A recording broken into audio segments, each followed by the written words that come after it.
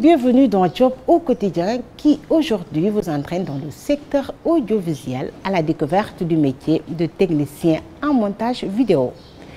Appelés monteurs, ces professionnels de l'audiovisuel usent de tout leur savoir-faire et de la technique pour la réalisation de vidéos, de téléfilms, de documentaires, de reportages, entre autres, que nous regardons sur nos écrans. Parmi eux, Mbero Sarr, qui a bien voulu partager son job au quotidien avec nous pour mieux nous éclairer. Ensemble, découvrons avec elle en quoi consiste le travail du monteur ou plus précisément du technicien en montage vidéo dans notre première rubrique métier.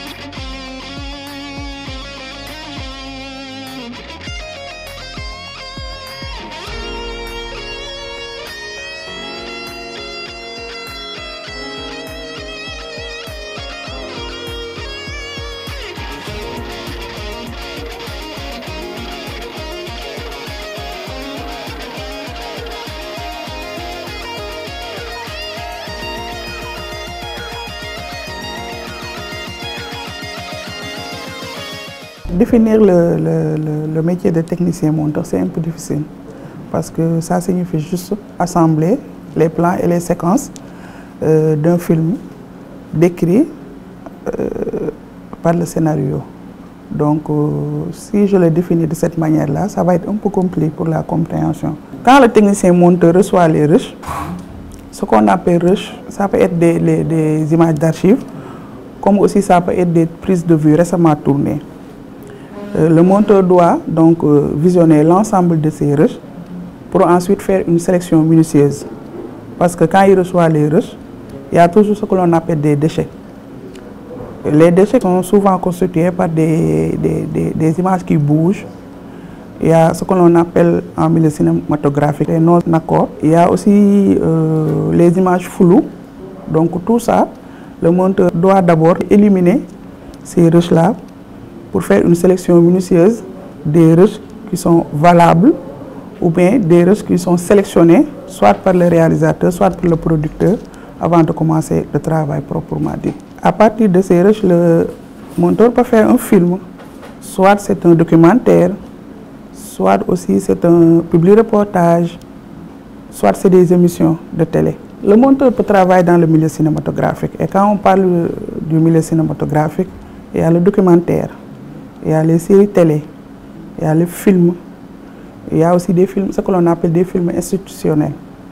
Il y a aussi les publics reportages pour les sociétés de production. Il y a aussi des spots télé. Même dans les événementiels actuellement, il y a la presse en ligne qui recrute maintenant les monteurs. Donc, ils travaillent dans un milieu vraiment très élargi. Le monteur, c'est lui qui, pour moi, c'est lui qui fait le grand boulot dans le milieu de la télé. Donc quand le produit quitte le monteur, ça va directement au niveau de la diffusion. Donc c'est lui qui est l'intermédiaire entre le tournage et la diffusion. Donc c'est lui le maillon extraordinaire de la télé. C'est parce que le monteur travaille en permanence sous pression. Parce que la plupart du temps, quand on reçoit d'abord les rushs, le monteur savent que c'est une émission et l'émission a son horaire au niveau de la télé. Donc il travaille sous pression. Ça demande beaucoup de concentration. Beaucoup de concentration. Parce qu'il faut respecter souvent des délais. Pour la plupart du temps, c'est des délais courts. Parce qu'au Sénégal, les gens n'ont pas encore cette culture de l'image. Donc souvent, on reçoit des rushs et on peut te dire que dans 2 heures ou 3 heures de temps, ça doit passer à la télé. Donc c'est sous cette pression-là que le monteur travaille souvent. Il y a beaucoup de logiciels de montage. Il y a Final Cut avec Apple, il y a Adobe Premiere, il y a Avid Express, il y a aussi Pinnacle pour les amateurs. Pinnacle, lui, c'est vraiment pour les amateurs.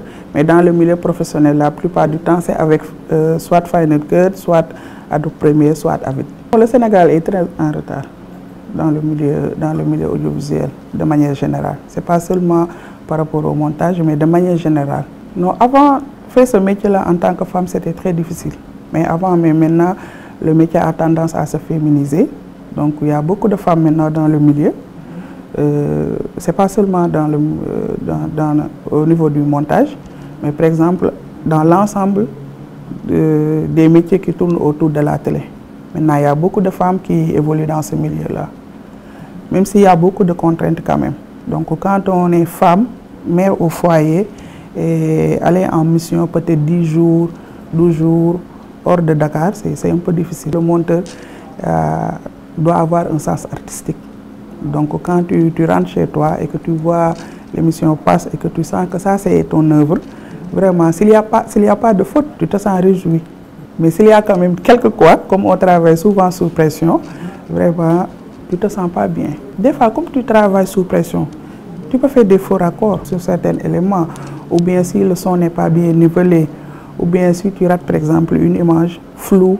Ça c'est vraiment décevant pour nous.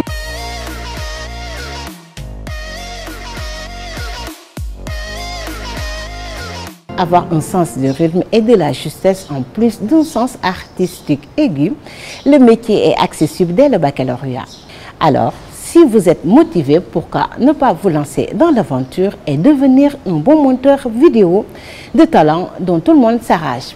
Donc, voici plus de précisions sur comment devenir un très bon technicien en montage vidéo dans notre deuxième rubrique Profil.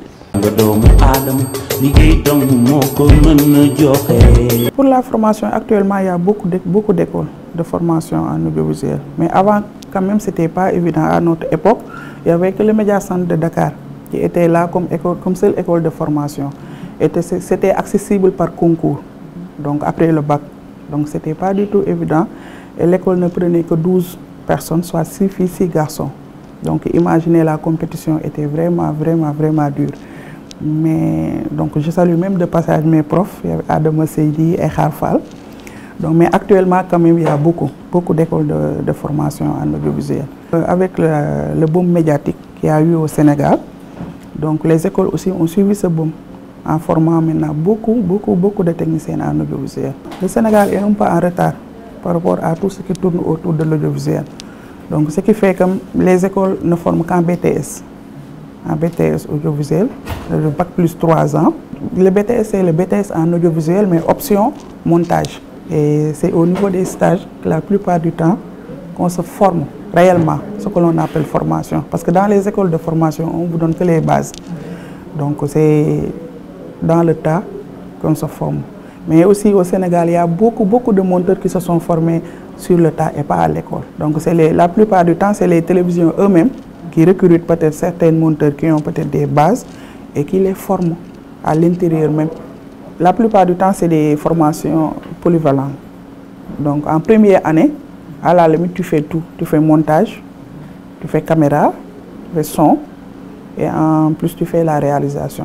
C'est en troisième année que les gens se spécialisent pour être des monteurs, pour être des caméramans, pour être des réalisateurs. Maintenant, quand tu as déjà les bases et que tu travailles dans le milieu de la télé, forcément, tu as beaucoup de chances pour faire autre chose. Voilà, pour faire autre chose. Parce qu'au niveau de la télé, tu peux même être assistant réalisateur, en étant même monteur. Tu peux aussi faire la caméra, parce que comme on t'a déjà appris les bases, le réalisateur fait des choix d'image. Le caméraman aussi. Donc, pour être un bon monteur, il faut être à la fois bon en caméra et bon en réalisation. Le monteur travaille dans beaucoup de domaines. Hein. Ce n'est pas seulement au niveau de la télé. Il y a les sociétés d'événementiel, il y a les sociétés de production. Il y en a beaucoup maintenant au Sénégal. Il y a les sociétés de publicité. Il y a les maisons de prod aussi, mais aussi il y a le freelancer qui marche très bien au Sénégal. Le freelancer, c'est les gens qui travaillent à leur propre compte. Voilà, donc c'est des gens qui ont leur matériel de montage, leur banc de montage à la maison et qui sont souvent sollicités par les maisons de com. Peut-être au début tu peux être monteur, mais à la fin tu peux être réalisateur, comme tu peux être caméraman, comme tu peux évoluer dans beaucoup de domaines. Hein? Parce que moi j'ai vu des monteurs qui sont devenus maintenant des journalistes. Il y a certains qui sont devenus des réalisateurs et de grands réalisateurs. Il y a même certains qui sont devenus des cinéastes hein, et qui ont produit des films. Il y a Ndiaga Fall, qui a eu à être primé au festival, au FESPACO. Donc lui, il est monteur, mais n'empêche qu'il est à la fois monteur et cinéaste. Donc on peut être à la fois monteur et travailler dans beaucoup de domaines. D'abord, quand le monteur commence son travail, il peaufine peu à peu l'émission. Donc au début, on ne fait qu'assembler les séquences et les plans. Mais c'est ensuite que le monteur affine peu à peu son travail jusqu'à avoir un tableau, si je peux l'appeler comme ça. Mais aussi, il faut que le monteur aussi ait au moins un sens du rythme quand même. Parce que les plans posés comme ça n'ont pas de sens. Ils n'ont de sens que si les plans qui se suivent et se comprennent. En fait, il y a beaucoup de contraintes. Hein? Il y a beaucoup de contraintes parce qu'on passe des heures sur le banc de montage. Il y a la lumière, il y a le son, il y a la pression. La plupart des monteurs ont des problèmes visuels. Hein? D'autres ont des problèmes d'huile parce que n'oublie pas qu'on passe peut-être 8 heures ou bien plus de 8 heures de temps devant l'image. Tout ça, c'est juste pour avoir un bon produit. Donc, quand on travaille, on ne le sent pas. On ne sent pas ces contraintes-là. Peut-être c'est à la longue que ça nous rattrape. Quand on est devant notre émission, c'est notre bébé qu'on est là à peaufiner pour que ça passe agréablement au niveau de la télé. Donc, on ne sent pas toutes ces contraintes. Parce que quand même, c'est un métier très passionnant.